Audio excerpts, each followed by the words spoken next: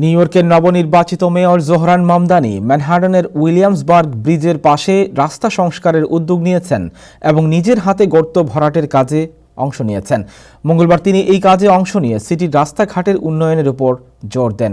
এই সময় ব্রিজের পাদদেশে ৪৩ ইঞ্চি প্রশস্ত একটি গর্ত ভরাটে সহযোগিতা করেন মেয়র।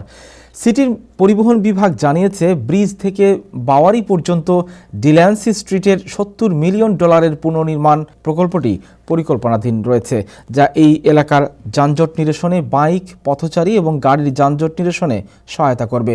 উইলিয়ামসবার্গ ব্রিজটিতে প্রতিদিন গড়ে প্রায় ৯,০০০ সাইকেল আরোহী চলাচল করে, যা সিটির জন্য অন্য যে কোনো সেতুর চেয়ে অনেক বেশি।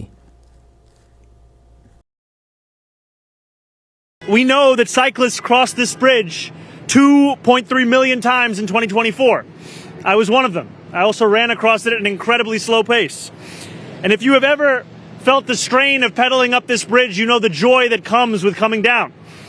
And yet, you cannot enjoy that momentum oftentimes because you have to navigate a veritable gauntlet of cycling punishment.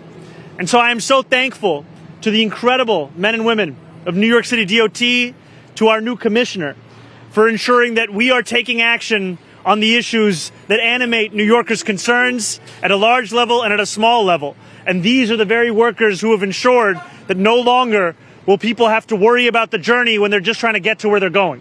So thank you all to everyone here for all the work that you have done today and every other day. I say that myself as a cyclist who has navigated this, but also as the mayor of this city who is looking to deliver for New Yorkers in all the different things that they have made and brought to our attention.